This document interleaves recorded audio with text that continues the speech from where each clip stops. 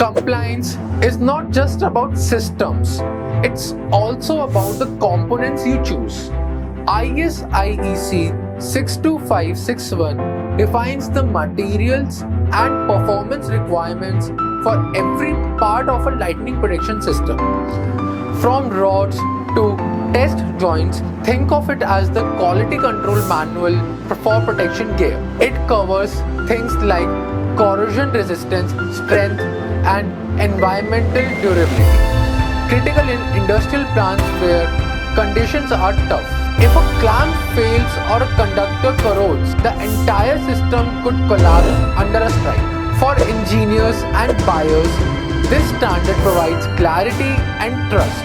When every component meets the same global benchmark, your entire system becomes more reliable and your audits are easier to pass.